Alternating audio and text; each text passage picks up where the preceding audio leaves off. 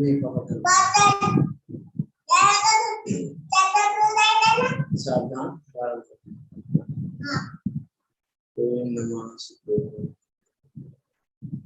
नमो अरिहंता नमो सिद्धाणं नमो आयर्याणं नमो वज्रायाणं नमो दोहे सपिशामुनम् मंगलम भगवान वीरो मंगलम गौतमो मंगलम कुंद कुंडारियो जैन धर्मोस्मि मंगलम सर्व मंगल मांगल्यम सर्व कल्याण कारकम प्रदानम सर्व धर्माणां जैनम जयतु शासनम यस्य स्वयं स्वभावाप्ति अभावे कृतस्मै कर्मणा तस्मै संज्ञान रूपाय नमोस्तु परमात्मने प्रगटा सहज स्वभाव निज हुए कर्म हरिनाश ज्ञान रूप परमात्म को प्रणमो मिले प्रकाश प्रणमो मिले प्रकाश। आचार्य पूज्यपाद स्वामी द्वारा विरचित यह अष्टोपदेश नामक ग्रंथ जो कि 51 गाथाओं में निबद्ध है और 51 गाथाओं के माध्यम से जो हमें इष्ट का उपदेश दे रहा है, इष्ट के उपदेश के माध्यम से जो हमें हमारे गायक स्वरूप को बता रहा है, हमें उस शुद्धात्मा का चिंतन किस प्रकार करें, उस मोक्ष की प्राप्ति को किस प्रकार करें, उसका उपदेश दे रहा है।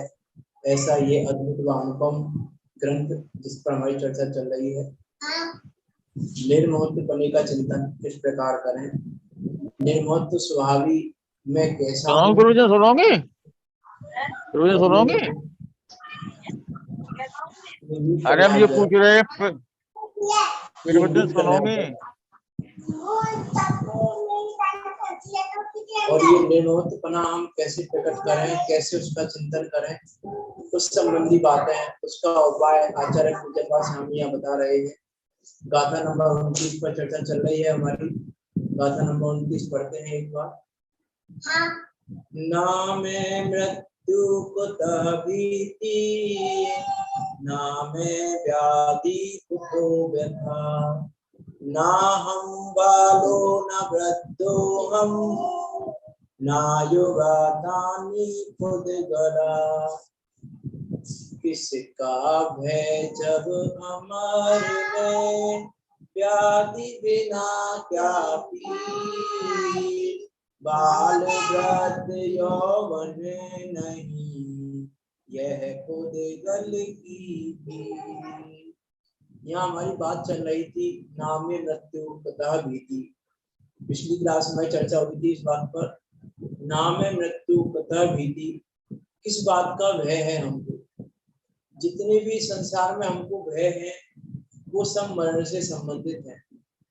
हमको चाहे रोग का भय हो, चाहे जो 7 प्रकार के भय हैं उनकी चर्चा हमने की थी पिछली क्लास में, वो सारे भय किसके संबंधित है? मरण के संबंधित। चाहे असुरक्षा का भय हो, चाहे अकस्मात भय हो, लोक का भय हो, परलोक का भय हो। तो मरण हो जाएगा तो कहाँ जाएंगे?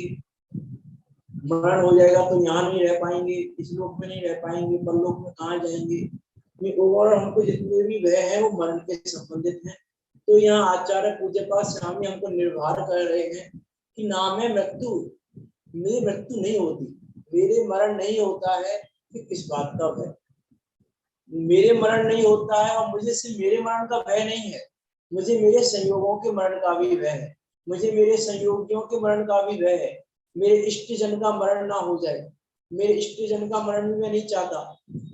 लेकिन वास्तव में विचार करके देखें तो आचार्य देव ने पद्मनंदी पंचविद्या में एक पूरा अधिकार लिखा है इसके ऊपर। अनित्य नाम का एक अधिकार है, उस अधिकार को आप पढ़ना। उस अधिकार में उन्होंने यही बताया कि किसी भी प्रकार से किसी भी इष्ट के वियोग का शोक करना मूर्खता है, उसको मूर्खता की श्रेणी में डाला।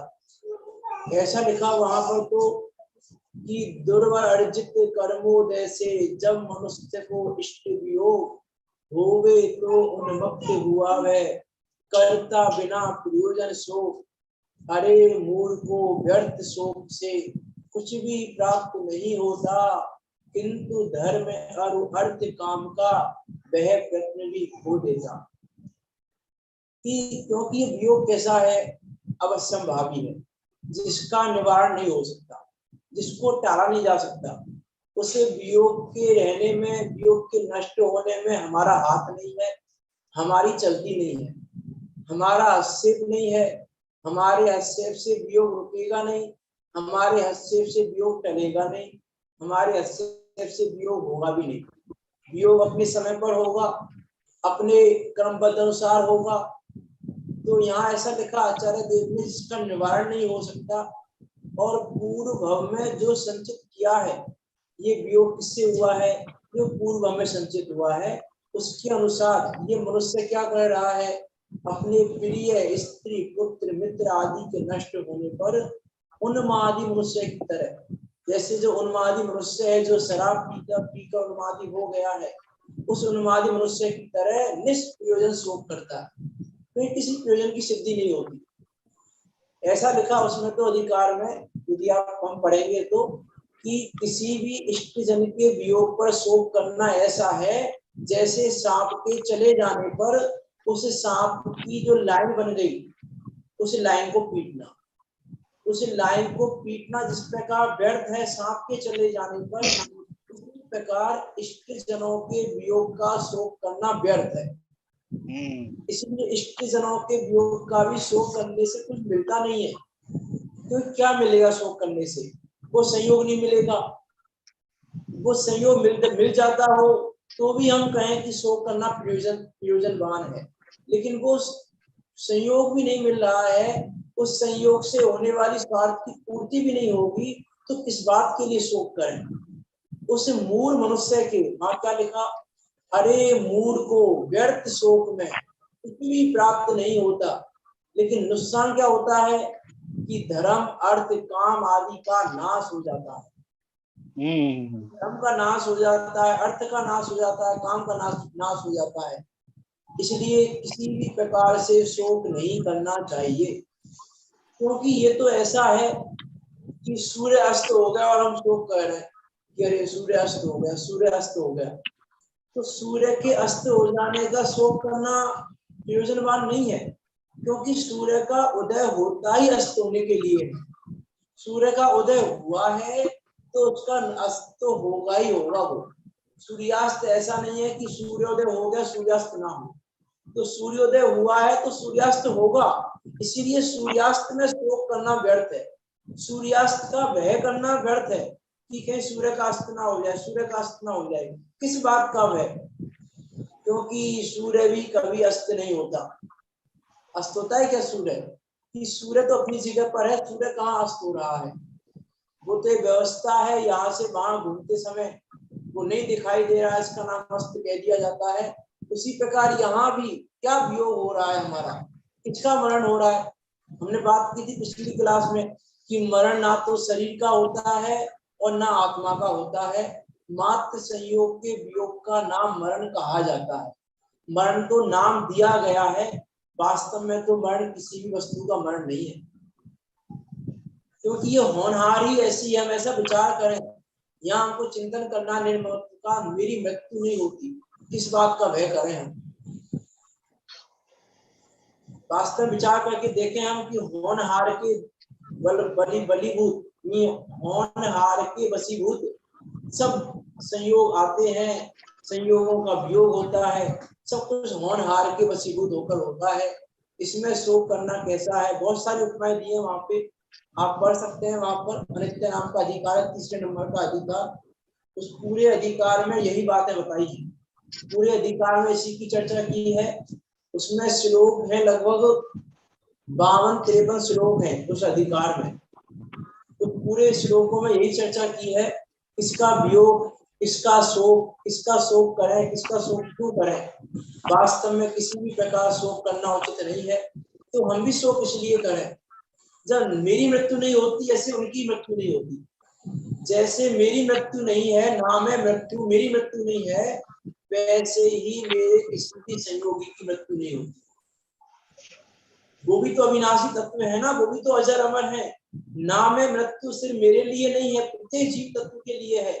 नाम है मृत्यु प्रत्येक जीव के लिए क्या, ये तो प्रत्येक द्रव्य के लिए है, क्योंकि प्रत्येक द्रव्य अस्तित्व गुण को धारे हुए है।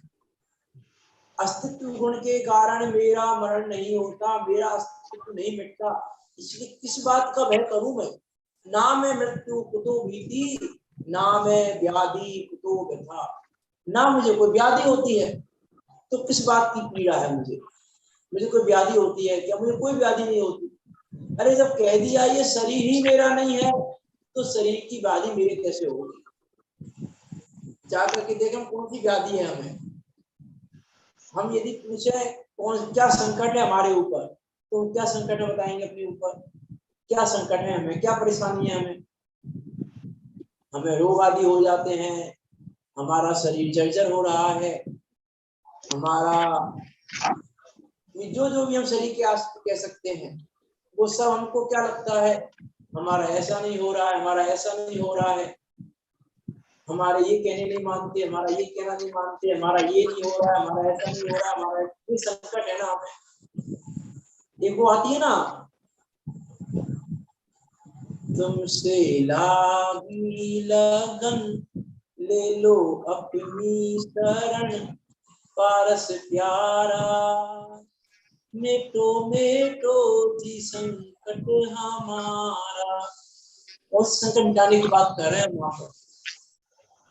विचार करके देखें और स्थिति को इन्हें विचार करें, हम क्या कहते हैं स्थिति में। एक तरफ तो जग के दुख की भी परवाह नहीं है, स्वर्ग सुख की भी चाह नहीं है।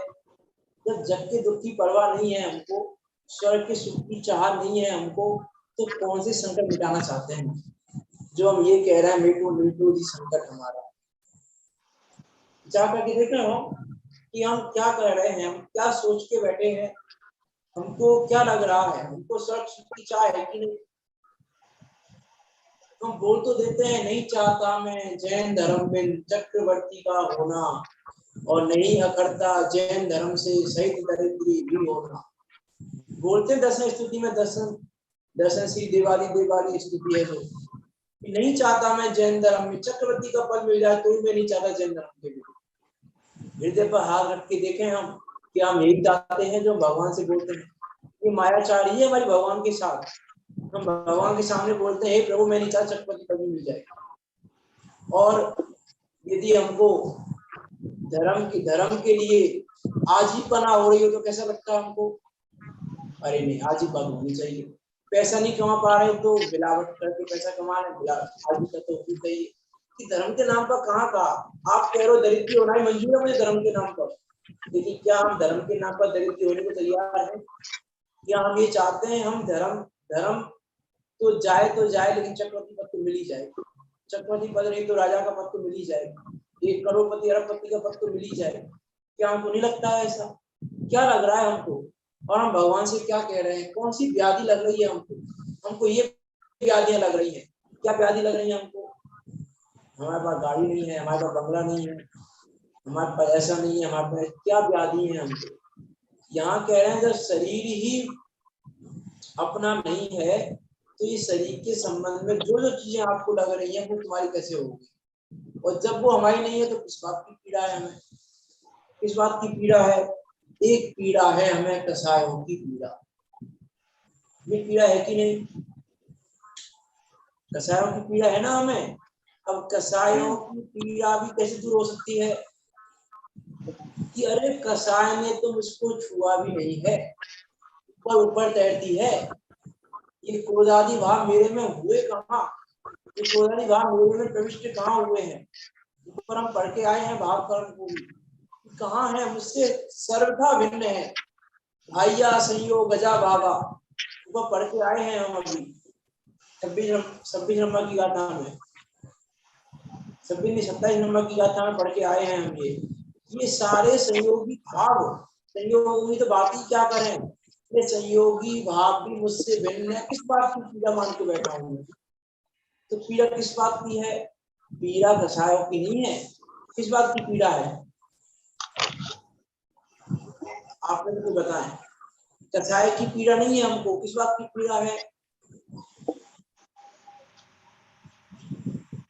किस बात की पीड़ा है हमें? कसाई की पीड़ा होती है। ये बात तो सही है आपके लिए, मैं कह रहा हूँ कसाय की पीड़ा नहीं है, कुछ और आप सोच के बताएं क्या हो सकता है। देखो कसाय की पीड़ा नहीं है, आपकी बात सही है अपनी जगह। क्रोध हमको दुखी कर रहा है क्या? नहीं, क्रोध तो दुखी नहीं कर रहा हमको, मान दुखी कर रहा है हमको कि माया दो दुखी नहीं कर रहे हैं हमको। हमको दुखी क्या कर रहा है? उन कसाय भावों में मुक्तपना क्या दुखी कर रहा है? वो हमको लगती है ना कि कसाय मेरी है, तो मुझे लग रहा है कि है नहीं चाहिए। कसाय मेरी है, मुझे उसे मुक्तपना है कि मेरा है, ये मेरा किया हुआ है, ये मैंने किया है। मान कसाय क्या कह रही है? ये मैंने किया है। अब मैंने किया है और कोई कहे नहीं तूने नहीं किया, तो पीड़ा होती है मुझे पीड़ा मान कसाय ने नहीं की, मुझे पीड़ा किसने की कि मेरा किया हुआ है। मेरा जो ममत्वपना है ना वहां पर, उसे क्रोध ने कोई ना आके कहा कि दुखी हो जाओ, तो क्रोध ने कहा दुखी हो जाओ, मान ने कहा दुखी हो जाओ। अरे क्रोध मान माया लोभ तो मिराजों को भी पाई जाती है, आनंदानुबंधी संबंधी नहीं है, संजुलन संबंधी है बेशक, लेकिन है ना। लेकिन दुखी कर रही है क्या वो कि नहीं कर रही दुखी? तो मुनिराजों की बात भी छोड़े हम पंचम गुण स्थान वर्ती श्रावक को भी कसाय दुखी कर रही है क्या कि नहीं कर रही? कसाय दुखी, कसायों की पीड़ा नहीं है उनको। इसका अर्थ है कि कसाय पीड़ा नहीं देती, तो पीड़ा क्या दे रही है? ममत्व का भाव। उन कसायों के प्रति भी तुम्हारा ममत्व का भाव है, वो हमको व्याधि दिखाई दे रही है। ये व्याधि है हमको, ये पीड़ा है हमको। तो इसलिए यहाँ निर्मत्व के चिंतन की बात कह रहे हैं कि वो ममत्व के भाव का नष्ट, उस ममत्व के भाव को नष्ट कर। वो ममत्व का भाव करने योग्य नहीं है, वो ममत्व का भाव रखने योग्य नहीं है, क्योंकि ये संयोग कितने भी हों, ये संयोग सदा काल मुझसे भिन्न है। अपनी वैभव गाथा में लाइन आती है एक, वो संयोग भले ही कितने संयोगों से भिन्न सदा, नहीं तजे निज रूप कदाचित, होवे नहीं पर रूप कदा। कर्म बंध यद्यपि अनादि से, तदपि रहे निर्बंध सदा। वैभाविक परिणमन होए फिर भी तो है निर्द्वंद आहा। देखो देखो द्रव्य दृष्टि से, चित्त स्वरूप अनुपम सुख में, स्वानुभूति से कर प्रमाण, प्रगटाओ सहज सौख्य आश्रय। कि ये भाव संयोग और संयोगी भाव निज रूप नहीं होते, मेरे स्वभाव में प्रविष्ट नहीं होते, पर रूप ही रहते हैं। कर्म बंध अनादि से है मुझे, ये अनादि से कर्म बंध होते हुए भी मैं निर्बंध स्वभावी हूँ। अनादि से कर्म बंध है, अनादि से कर्म बंध होते हुए भी उस कर्म बंध ने मुझ में प्रवेश नहीं किया, मैं तो निर्बंध स्वभावी हूँ। इसीलिए भी ये कहने की हिम्मत करते हैं कि ऐसा ही प्रभु मैं भी हूँ। ये किसके बल पर कह रहे हैं हम कि नहीं प्रभु अभी तो नहीं हूँ, ऐसा प्रभु होने योग्य हूँ। ऐसा है क्या कि होने योग्य हूँ कि नहीं? होने योग्य हूँ ऐसा नहीं, निर्बंध स्वभावी हूँ, है ना। आप पंडित टोडरमल जी का रेफरेंस दे सकते हो। पंडित टोडरमल जी ने तो कहा है कि होने योग्य का विचार करो। अब वो शक्ति अपेक्षा, वहां पर द्रव्य अपेक्षा, पर्यापेक्षा, शक्ति अपेक्षा की बात घटित की है, वहां तीनों अपेक्षाओं से बात की है, और हम यहाँ पर द्रव्य अपेक्षा से बात कर रहे हैं। और यहाँ पर द्रव्य स्वभाव के भी नजदीक जाकर बात कर रहे हैं, द्रव्य स्वभाव के समीप जाकर बात कर रहे हैं, द्रव्य स्वभाव के दूर नहीं जा रहे, है ना। द्रव्य स्वभाव के समीप जाकर बात करने पर हमको ये कसाय बाद में दिखाई नहीं देता, हमको उष्णता भी जल की दिखाई नहीं देती उस जल के स्वभाव के समीप जाकर देखने पर। तो हम यहाँ चर्चा कर रहे हैं उस स्वभाव के नजदीक जाकर कि वो स्वभाव कैसा है, उसकी हम यहाँ पर बात कर रहे हैं। कि कैसा है वह स्वभाव। इसीलिए देखो मैंने परसों ये बात कही थी कि हम संयोगों के वियोग में दुखी हो जाते हैं, अपने मरण का समय आने पर दुखी हो जाते हैं। इसलिए हो जाते हैं हमने भेद ज्ञान को जो भाया ना, उस भेद ज्ञान को सही रूप में नहीं भाया।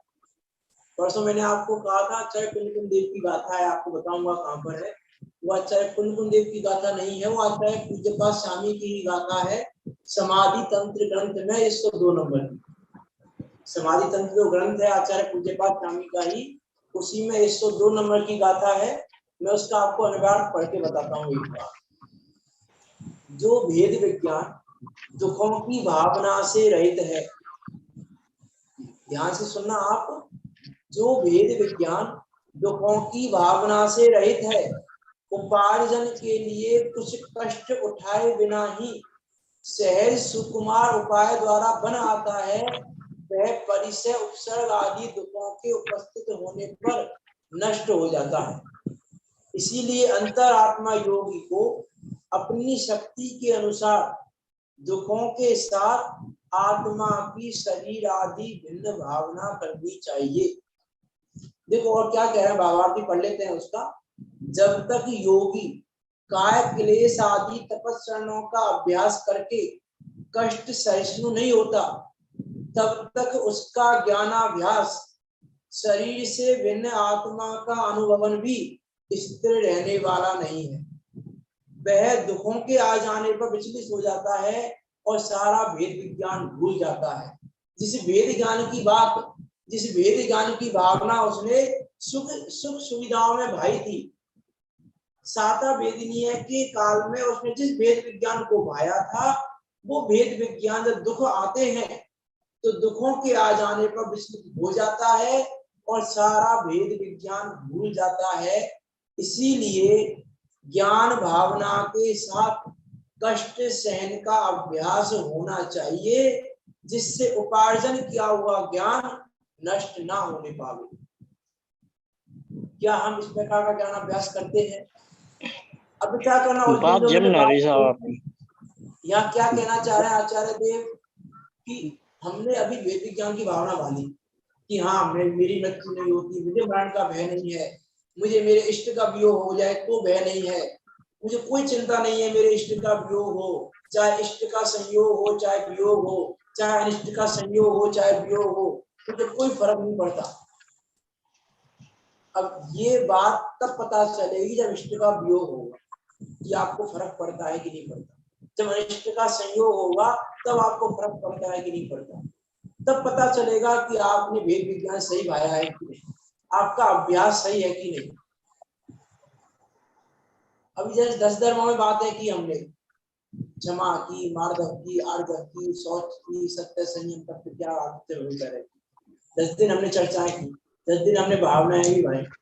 लेकिन जब प्रसंग बने, जब ऐसे प्रसंगों के समय हम क्षमा, मार्दव, आर्दव, शौच आदि को प्रकट कर पा रहे हैं या नहीं कर पा रहे, व्यक्त कर पा रहे हैं नहीं कर पा रहे, तब पता चलेगा सार्थकता है कि नहीं हमारी। 10 दिन हमारी चर्चा को सुनने की सार्थकता तब होगी। ऐसे ही वेद विज्ञान का अभ्यास, उस ज्ञानाभ्यास की भावना, उस ज्ञानाभ्यास का फल, ज्ञानाभ्यास में दिए गए समय की सार्थकता कब है? जब हमको वो प्रकरण आने पर, जब वो प्रकरण सामने आए उस समय हम दुखी ना हो। इसीलिए यहाँ पर ये कहा कि ज्ञानाभ्यास कर रहे हो ना आप, तो ज्ञानाभ्यास कर रहे हो उस समय आप दुखों को खड़े करो अपने विकल्पों में, विचार करके देखो ऐसा दुख मेरे ऊपर आए तो मैं क्या करूंगा, मुझे कुष्ठ रोग हो जाए तो मैं क्या करूंगा, मेरे इष्ट का वियोग हो जाए तो मैं क्या करूंगा, मेरे पुत्र का वियोग हो जाए तो मैं क्या करूंगा, मेरी पत्नी का आज वियोग हो जाए तो क्या होगा, मेरे पुत्र का आज मुझे खबर मिले मेरे पुत्र का वियोग हो गया, अब मेरे क्या परिणाम होंगे। इस उस घटना को हम प्रत्यक्ष खड़ा करके देखें कि क्या क्या परिणाम बनेंगे मेरे। तब आप, अब यदि ऐसे समय में आप परिणामों को स्थिर कर पाए, तो जिस समय आपको यथार्थ में पुत्र का वियोग होगा उस समय आप अपने परिणामों को स्थिर रख पाओगे। नहीं तो पुत्र के वियोग के साथ विचलित हो जाओगे और अपना पूरा ज्ञानाभ्यास भूल जाएंगे। इसीलिए यहाँ कह रहे हैं कि किस बात की व्याधि है, किस बात का भय है, किस बात की पीड़ा है, इसका निर्णय तब होगा। इसलिए हम भेद विज्ञान को उसके साथ भाएं। ये कला सिखा रहा है यहाँ आचार्य पूज्यपाद स्वामी। यहाँ भी आचार्य पूज्यपाद स्वामी को पढ़ रहे हैं। उसकी और यदि हम आगे पीछे की गाथा पढ़ेंगे 102 नंबर के आगे पीछे की, तो वहां पर भी इसी प्रकार का प्रकरण लिया है। ऊपर की 1-2 गाथा, नीचे की 1-2 गाथा। समाधि तंत्र में यदि आप पढ़ेंगे वहां शायद मोक्ष प्रावर्त में कुछ गाथा है ऐसी, उसके रिलेटेड गाथा है एक। यहाँ 62 नंबर का रेफरेंस दिया हुआ है, एक बार आप देख लेना। आप कुमकुम देव के मोक्ष प्रावर्त में भी इन्होंने गाथा दी है एक यहाँ पर। मुहेण भाविदम नानम दुहे जादे विनसति तम्मा जहा बलम जोही अप्पा दुखे भाव है। कि भावों में उस दुख को भाव, तो दुख की भावना भाव तो देखो आपके परिणाम कैसे हो गए। ऐसा आचार्य कुमकुम देव का रेफरेंस भी यहाँ पे लिया है समाधि तंत्र में ही, आप देख सकते हैं वहां पर भी। यहाँ तो क्या कह रहे हैं कि भाई ये विचार कर कि मैं अजर अमर हूँ, अविनाशी तत्व हूँ, अजर अमर अविनाशी हूँ। इस बात का विचार तो कर कि मेरा स्वरूप क्या है। मुझे मेरे स्वरूप का विचार नहीं है, इसीलिए मुझे मेरे स्वरूप को बचाने वालों के प्रति महिमा नहीं आती। महिमा नहीं आती। अभी तो हम किसी न किसी लोग के बस होकर महिमा करते हैं, चाहे वो जिनेन्द्र देव की महिमा हो, चाहे चिन्माणी की महिमा हो, चाहे निर्गंत गुरु की महिमा हो। अभी हम किसी न किसी लोग के बस, हमको ऐसा लगता है कि यहाँ से कुछ मिलेगा, कुछ नहीं मिलेगा तो मोक्ष मिलेगा, सम्य दर्शन मिलेगा, वेद विज्ञान मिलेगा, कुछ तो मिलेगा हमको यहाँ से। अभी हमको कुछ लोभ है, उस लोभ के कारण महिमा कर रहे हैं हम सच्चे देव शास्त्र गुरु की। लेकिन जिस समय हमें अपने स्वरूप की महिमा होगी, जिस समय हमें पता चलेगा कि मेरा ये स्वरूप है, उस समय स्वयं महिमा आएगी। वो आती है गीतराज देव पूजन में लाइन, प्रभु आपने एक गायक बताया, लोक में नाथ अनुपम बताया। जो अनुपम स्वभाव की महिमा आएगी तो ये ऑटोमेटिकली निकलेगा अंदर से, हे प्रभु आपने ही बताया। कहाँ तक कहूँ नाथ महिमा तुम्हारी, निधि आत्मा दिखलाई भारी। हमने इसलिए महिमा गा रहे हैं क्या हम, हमको निधि बताइए उन्होंने, बताइए। तो हम भगवान की महिमा इसलिए गा रहे हैं कि उन्होंने हमको विधि बताई है, हमें हमारी निधि दिखलाने मात्र से महिमा नहीं है हमारी। क्या लाइन है उसमें आगे, कहाँ तक कहूँ नाथ महिमा तुम्हारी, निधि आत्मा की सु दिखलाई भारी।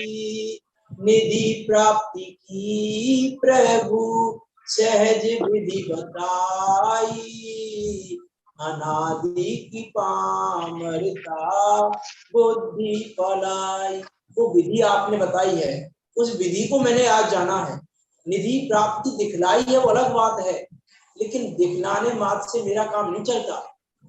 अरे कोई व्यक्ति को वो एक कहानी आती है ना कि एक निर्धन बच्चा गरीब भीख मांग रहा है, उसको पता नहीं है कि वो अरबपति है, निर्धन है।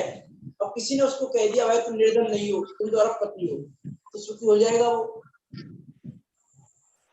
वो महिमा करेगा उसकी, जो ये बताएगा कि मैं अरबपति, अरे इसने मुझे अरबपति बताया है। कि इसने मात्र से महिमा नहीं है कि भगवान ने हमको हमारी निधि बता दी कि अरबपति हो, लेकिन अरब रुपया है कहाँ, उसकी प्राप्ति का उपाय तो बताओ, विधि तो बताओ, विधि मिलेगी कहाँ से। मैं अरबपति हूँ, मेरा पैसा, मेरे पास अरब रुपया है, अरब रुपया है कहाँ, कैसे मिलेगा मुझे, वो जो ये बताएगा उसकी महिमा होगी। महिमा किस बात की है, दिखलाने की महिमा नहीं है। निधि बतला दी, मुझे मेरा स्वरूप दिखला दिया, मुझे मेरा गायक दिखला दिया, मुझे मेरा गायक बता दिया, इसकी महिमा भी नहीं है। महिमा इस बात की है कि हमें उस गायक को प्राप्त कैसे करना है, वो निधि मुझे मिले कैसे, उसकी विधि बताई है मुझे। इसीलिए प्रभु की महिमा है, इसीलिए जिनेन्द्र देव की महिमा है हमें। और हम महिमा किस प्रकार से कर रहे हैं, हमें किसकी महिमा आती है, किस बात की महिमा आती है। विश्व में से प्रभु वर था तुमको निरखता, महामूर दुखिया स्वयं को समझता, स्वयं ही प्रभु दिखे आज मुझको, महाहर्ष मानो मिला मोक्ष ही हो। ऐसा आनंद आता है कि मोक्ष मिल गया मानो। कब? अब तक तो मुझे क्या लग रहा था, हे प्रभु मैं तो बहुत दीनहीन हूँ, संसारी हूँ, मोह में पड़ा हुआ हूँ, ये कसाय मुझे दुखी कर रही है। मैं विस्मय से देखता था आपको, मुझे विस्मय होता था। किसका विस्मय होता था कि कैसे आपने कर्मों का नाश किया, कैसे आपने कर्मों का नाश किया, मुझे विस्मय होता था, आश्चर्य होता था। ये भजन आता है वो, थारी उत्तम क्षमा पे से बात करना है, काम बनाया अचंबा लगता था मुझे। लेकिन कब लगता था अचंबा? जब मुझे मेरे स्वरूप की खबर नहीं थी, तब मुझे अचंबा लगता था, तब मुझे भय लगता था कि हमें तो भय लग रहा है कि हमें कैसे दूर होंगे कर्म, हमारे कर्मों का नाश कैसे होगा। आपने तो नाश कर लिया प्रभु, हम कैसे नाश करेंगे, हमारा ये मोह नष्ट नहीं हो रहा है, ये मोह कैसे नष्ट होगा, ये मोह कैसे नष्ट होगा। विस्मय से प्रभु वर था तुमको निरखता, महामूल दुखिया स्वयं को समझता। अब तक इसलिए हम भगवान की महिमा कर रहे हैं, विस्मय से, आश्चर्य से, अचंबे से। स्वयं ही प्रभु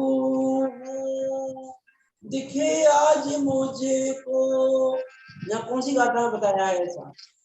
स्वयं ही प्रभु हूँ, कौन सी गाथा में आई यही बात, इस प्रकार की बात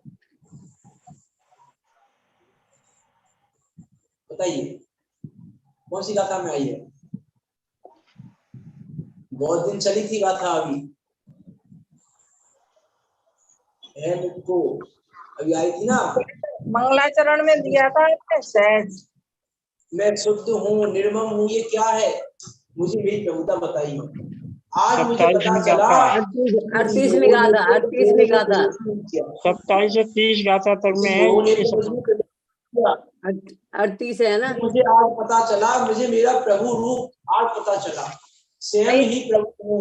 सहज जो मंगलाचरण में किया, क्या कह रहे हैं आप? सहज जो आया है ना वो मंगलाचरण में ही तो आया है। हाँ, मंगलाचरण में तो आया है, सहज प्रकट होता है, वो भी आपकी बात सही है। वहां पे भी कि वहां भी बताया है कि सहज प्राप्त होता है, किसी के द्वारा प्राप्त नहीं होता, किसी के कारण से प्राप्त नहीं होता, वो ज्ञान सहज ही प्रकट होता है, वो कर्मों का नाश सहज ही हुआ है।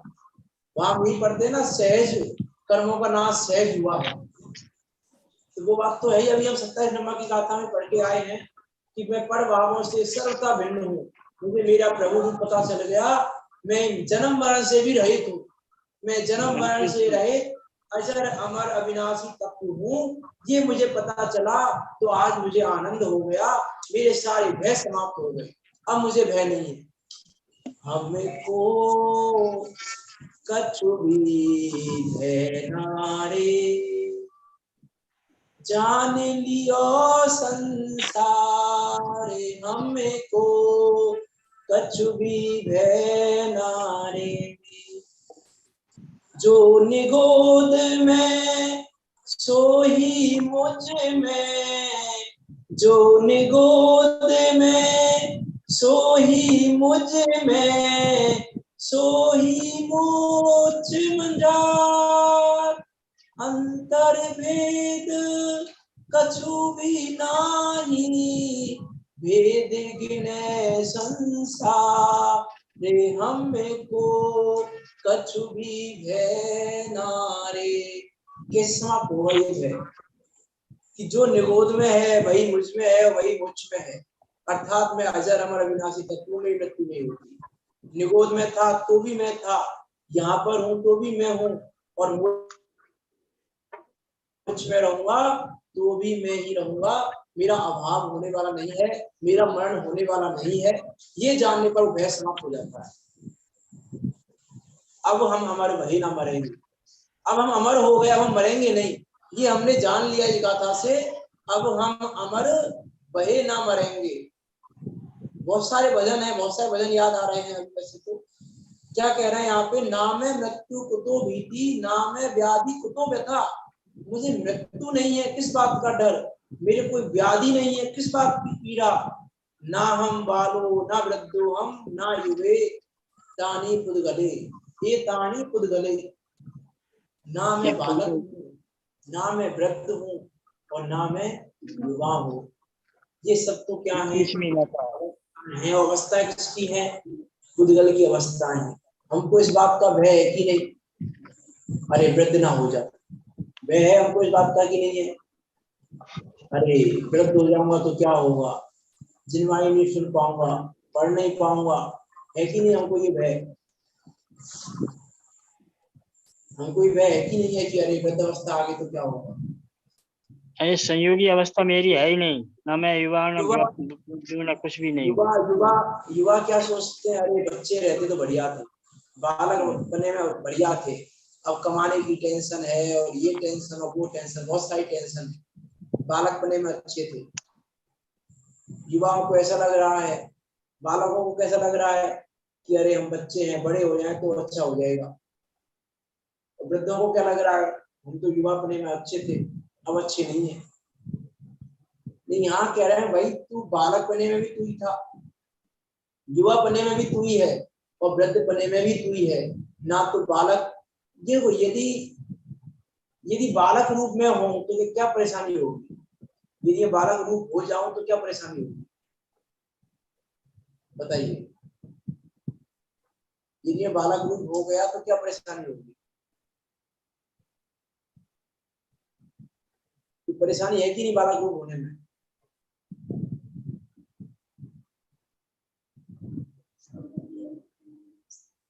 बताइए, देखो बालक रूप होने में सबसे बड़ी परेशानी ये है कि जब मैं युवा हो जाऊंगा तो मैं रहूंगा ही नहीं, तो मैं तो बालक रूप हूँ।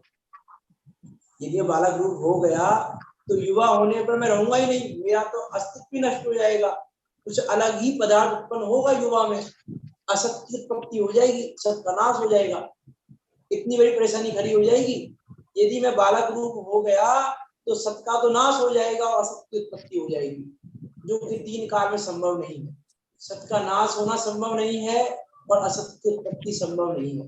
पंचास्तिकाय में आती है गाथा, असत का नाश नहीं होता और सत का है ना, 19 नंबर की गाथा है, असत का नाश, सत का नाश नहीं होता, असत की उत्पत्ति नहीं होती। और यदि मैं बालक रूप हो गया, अच्छा चलो ठीक है, बालक युवा वृद्ध बने में ये तो परेशानी है, लेकिन संदीप तो मैं ही हूं ना, संदीप अपने को संदीप रूप मानने में क्या परेशानी, ये नाम तो मेरा ही है कि नहीं। ये तो बालक बने में भी है, युवा बने में भी है, वृद्ध बने में भी रहेगा, है कि नहीं बताओ, तो परेशानी है कि नहीं, मनुष्य पर्याय संबंधी। अरे अन्य की बात छोड़ो, मनुष्य पर्याय संबंधी परेशानी है। परेशानी ये है कि ये संदीप नाम तो मनुष्य पर्याय मिलने के 9 महीने बाद मिला है। यदि ये मैं मनुष्य पर्याय हूं तो 9 महीने कौन था फिर, ये तो 9 महीने बाद मिला है ना, गर्भ से बाहर आने के बाद नाम मिला है ये तो, लेकिन मैं तो उससे पहले आ चुका था ना मनुष्य पर्याय में 9 महीने, तो 9 महीने क्या नाम था फिर मेरा। इसका अर्थ है कि नाम रूप भी मैं नहीं हूँ, यदि इस नाम रूप अपने को मानूं तो 9 महीने कुछ अलग मानना पड़ेगा, फिर 9 महीने के लिए सत का नाश और सत की उत्पत्ति हो जाएगी, कि 9 महीने कुछ और था और 9 महीने बाद कुछ और उत्पत्ति हो गई, 9 महीने बाद संदीप की उत्पत्ति हो गई, 9 महीने कुछ और था, फिर 2 मनुष्य पर्याय माननी पड़ जाएगी। देह बुद्धि है, देह बुद्धि, शरीर बुद्धि है, हाँ ये सब शरीर बुद्धि है, देह बुद्धि। हाँ भाई, देह बुद्धि वो तो है ही, ममत्व का ही परिणाम है।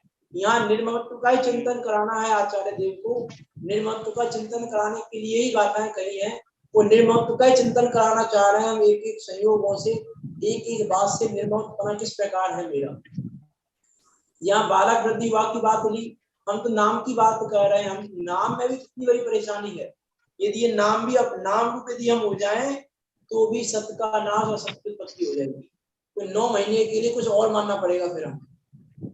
और कोई ये भी कह सकता है कि नहीं भैया तुम्हारा नाम तो हमने घर में आके रख दिया था कि भैया लड़का होगा तो ये नाम रखा जाएगा और लड़की होगी तो ये नाम रखा जाएगा, आज रख देते हैं ऐसा भी। तो कहेंगे कि भाई अब क्या परेशानी है?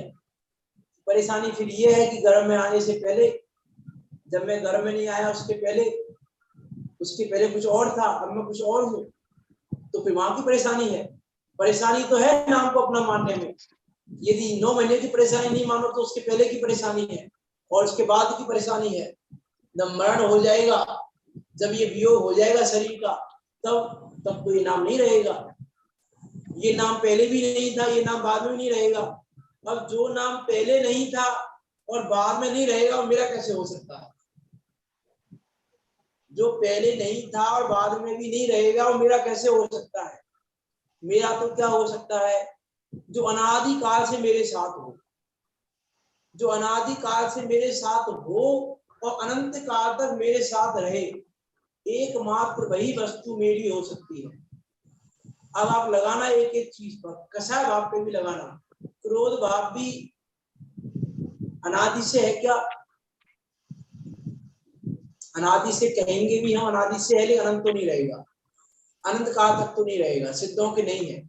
इसका अर्थ है कि अनंत काल नहीं रहेगा, इसका अर्थ है कि मेरा नहीं।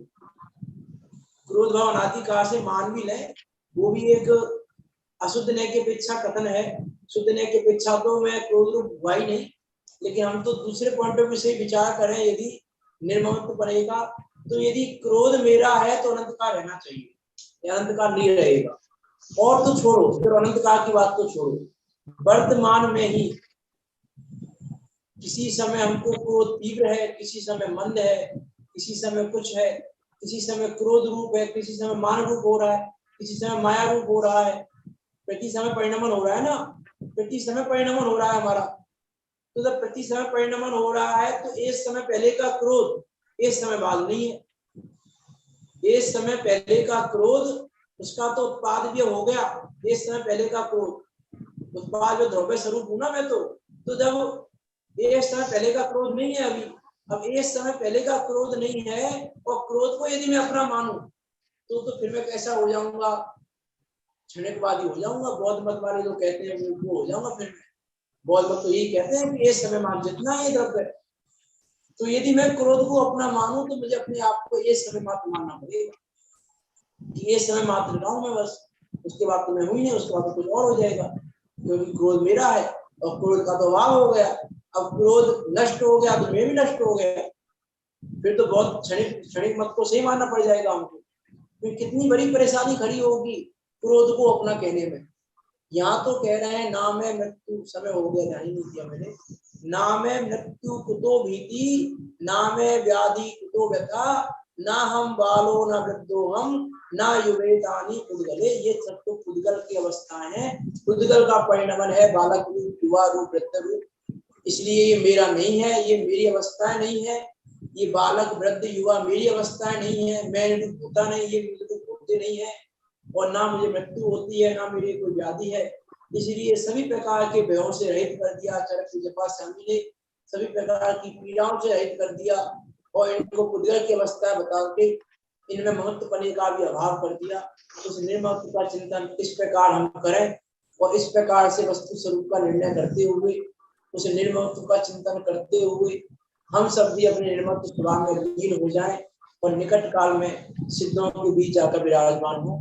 इसी मंगल भावना के साथ अभी की बात को यहाँ विराम देते हैं।